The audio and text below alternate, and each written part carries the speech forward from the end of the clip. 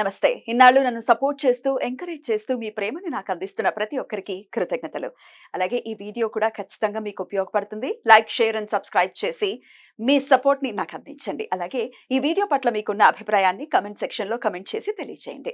ఇప్పుడు వీడియోని చూద్దాం. నమస్తే, వెల్కమ్ టు అవర్ ఛానల్. నేను పద్మిని. ప్రస్తుతంతో పాటు వేదిక్ ఆస్ట్రాలజర్ అవినాష్ దాస్ గారు ఉన్నారు. మాట్లాడదాం. అవినాష్ గారు నమస్తే అండి.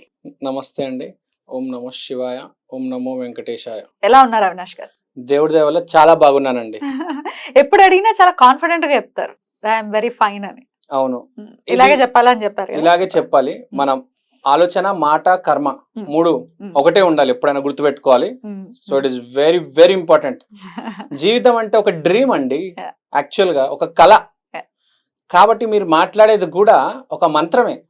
ఆ మంత్రం ఆ కళలో కలిసిపోయి అది ఒక నిజం కింద మారుతుంది. డెఫినెట్లీ. అందుకే పరుషంగా ఎవరు మాట్లాడద్దు అని చెప్తుంటారు. అసలు అయిపోయి, ఇప్పుడు ఏదైనా సామాన్లు ఇంట్లో అయిపోయాయి అంటే అయిపోయాయి అని అనరు, నిండుకున్నాయి అని అంటారు. అట్లా నెగటివిటీ అనేది అసలు మన జోలికి రాకుండా ఉండేలాగానే డిజైన్ చేశారు మన పెద్దవాళ్ళు. ఎలా మాట్లాడాలి అదంతా వదిలేసుకుని నెగటివిటీని మొత్తం చక్కగా పేర్ చేసుకున్నాం మనం.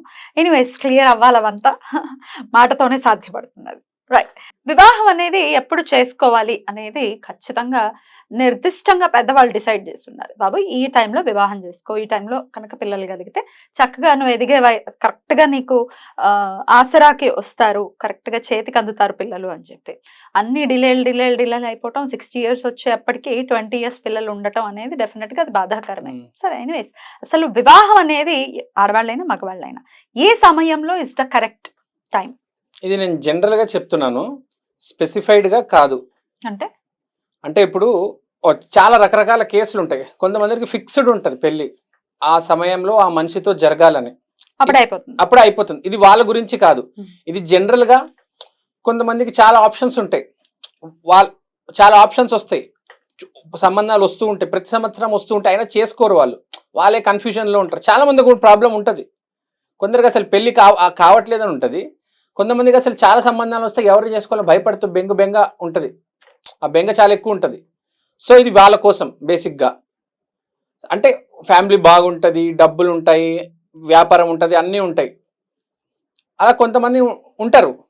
అలానే మామూలు జనాలు కూడా చూస్తూ ఉంటాం మనం ఈ సొసైటీలో.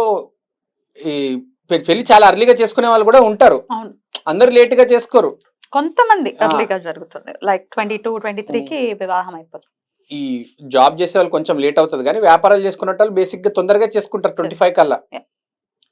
సో ఇప్పుడు మనం చెప్పేది ఏంటంటే, ఎప్పుడు పెళ్లి చేసుకోవాలి, పెళ్లి అవ్వకపోతే అవ్వాలి అంటే త్వరగా ఏం చేసుకోవాలి. మోస్ట్ ఇంపార్టెంట్, పెళ్లి ఎప్పుడు అవుతుంది, ఎలా అవుతుంది అని కాదు, ఎవరితో అవుతుంది అనేది చాలా ఇంపార్టెంట్ లైఫ్లో. ఇప్పుడు పింకీతో అయితే చాలా కష్టం, ప్రియాంకతో, సుబ్బలక్ష్మితో అయితే చాలా బాగుంటుంది. ఫర్ ఎగ్జాంపుల్, నీ ముందు ముగ్గురు వస్తారు, పింకీ వస్తుంది, ప్రియాంక వస్తుంది, నీకేమో తెలీదు ఎవరిని చేసుకోవాలి. ఇప్పుడు ఎలా ఉంటుంది, మంచివాడు చెడ్డవాడుగా మారితే చెడ్డవాడిగా చనిపోతాడు, కానీ చెడ్డవాడు మంచివాడిగా మారితే దేవుడై మిగిలిపోతాడు అంటారు. సో ఇక్కడ పాయింట్ ఏంటంటే, ఫస్ట్ నీలో ఆత్మ ఏదైతే ఉందో శుద్ధంగా ఉండాలి, క్లియర్గా ప్యూర్గా ఉన్నప్పుడే, నువ్వు బాగున్నప్పుడే పెళ్లి చేసుకుంటే అమ్మాయిని కూడా బాగా చూసుకోగలవు. నువ్వే సరిగ్గా లేవు, యాక్సెప్ట్ చేయరు కదా. ఇప్పుడు నేను సరిగ్గా లేను అంటే నేను యాక్సెప్ట్ చేయగలను, లేదు ఐఎమ్ వెరీ మచ్ పర్ఫెక్ట్ అని పర్ఫెక్ట్ అని చెప్తారు. కానీ మన అంతరాత్మకు తెలుసు మనం ఏంటి అని. ఒక ఐడియా ఉంటుంది ప్రతి మనిషికి, నేను ఇవాళ ఏం చేస్తున్నాను, ముందు ఎలా ఉండేవాడిని, రేపు ఎలా ఉంటుంది. Using astrology he can take consultation and he can take a decision. వాడికే తెలుస్తుంది, ఇవాళ నేను అల్లరి చిల్లరగా ఉన్నాను, రెస్పాన్సిబిలిటీ ఏం లేదు, రాత్రి లేట్గా వస్తున్నాను, ఇప్పుడు నేను పెళ్లి చేసుకుంటే ఆమె ఏం బాగుపడుతుంది, గొడవలే అవుతాయి కదా, కొంచెం టైం ఆగాక నాకు మెచ్యూరిటీ వస్తుందేమో అని వాడు ఒక ఐడియా ఉంటుంది ప్రతి మనిషికి. సో అలాంటప్పుడు మనం వాళ్ళు ఏం చేస్తారంటే, కొంచెం పెళ్ళనగానే ఎగ్జైట్ అయిపోయి తొందరగా వచ్చిందనుకోండి సంబంధం చేసేసుకొని ఇబ్బంది పడతారు కదా.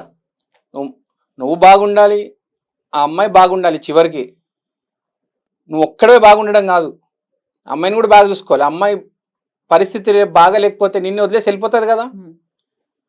తర్వాత నీకు కూడా ప్రాబ్లం అవుతుంది, మళ్ళీ రేపు సెకండ్ మ్యారేజ్ చేసుకోవాలి, ఇవన్నీ బాధలు, డైవర్స్లు, కోర్టులు, కేసులు.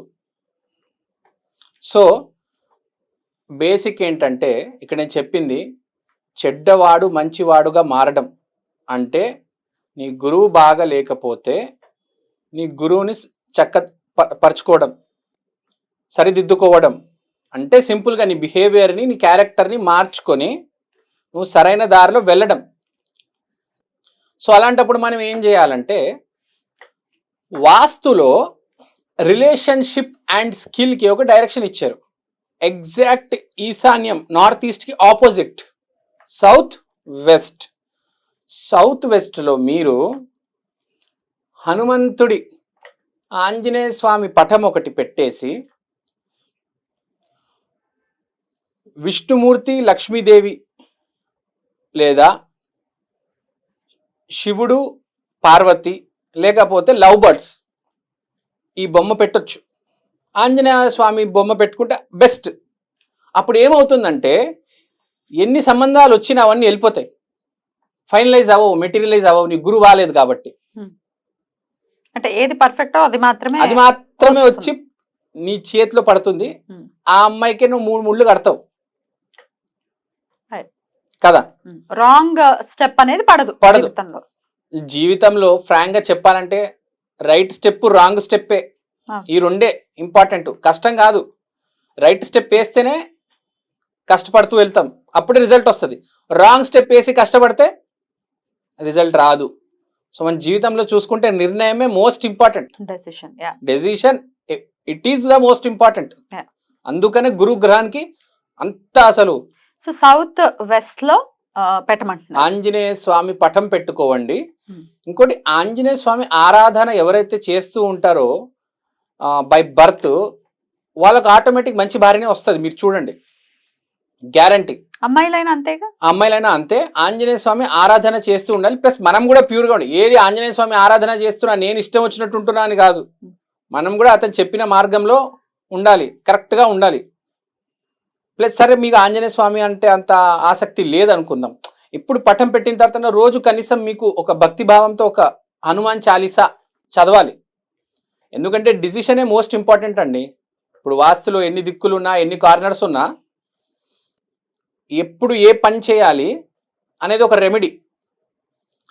ఏ కార్నర్లో మనం ఏ ఫోటో పెట్టుకోవాలి, లేకపోతే ఏ ఐడల్ పెట్టుకోవాలి, ఏ విగ్రహం పెట్టుకోవాలి తెలియాలి. మోస్ట్ ఇంపార్టెంట్, ఇప్పుడు పెట్టుకున్న బొమ్మ ఆంజనేయ స్వామి పటం కూడా కొంచెం పెద్దదై ఉండాలి. ఏ చిన్నది, ఇంత చిన్నది బుడ్డిది పెట్టాం కాదు, కొంచెం ఫోటో ఫ్రేమ్ పెట్టండి. ఎట్లా ఆయన మెడిటేట్ చేస్తున్నదా, లేకపోతే కొంతమంది చాలా మంది ఇళ్లలో సంజీవిని పర్వతాన్ని ఎత్తుకుని వచ్చేటటువంటి ఆ చిత్రపటం ఉంటుంది, ఆయన ఎగురుకుంటా.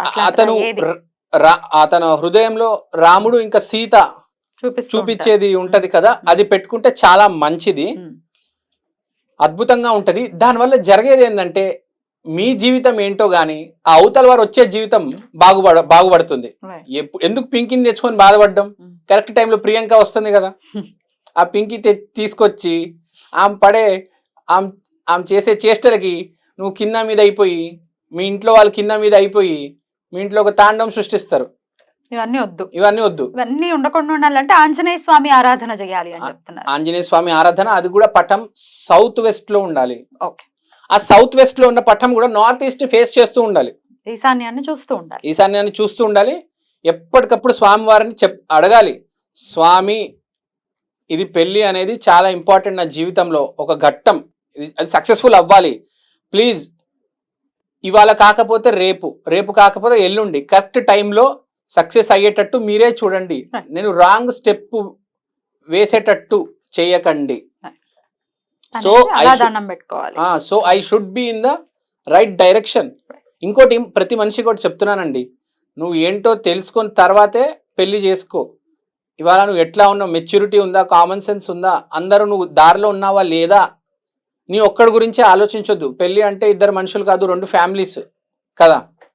సో ఇది ఎవరికైతే దృఢ కర్మ కాకుండా, ఈ స్థిర కర్మ కాకుండా మూవబుల్ కర్మ ఉంటుంది పెళ్లి విషయంలో, 4-5 సంబంధాలు వచ్చేస్తాయి, 10-15 సంబంధాలు వచ్చేస్తాయి, ఏం చేయాలి తెలీదు, వాళ్ళు కూడా ఇది చేసుకోవచ్చు. 15 సంబంధాలు వస్తాయి, ఒక అబ్బాయి అమెరికాలో సాఫ్ట్వేర్ ఇంజనీర్, ఒక అబ్బాయి హైటెక్ సిటీలో సాఫ్ట్వేర్ ఇంజనీర్, ఎవరు చేసుకోవాలో తెలియదు. అలాంటప్పుడు మనం కన్ఫ్యూజన్ లో కూడా ఇది ఉపయోగపడుతుందని చెప్తున్నారు. Correct, right. కన్ఫ్యూజన్ లో కూడా మనం సౌత్ వెస్ట్ లో ఆ పటం పెట్టేసి స్వామి వారిని గనక అడిగితే ఆటోమేటిక్ మనల్ని స్వామి వారు కరెక్ట్ డైరెక్షన్ లో తీసుకెళ్తారు. రైట్, చాలా చక్కగా వివరించారు. కృతజ్ఞతలండి. నమస్తే.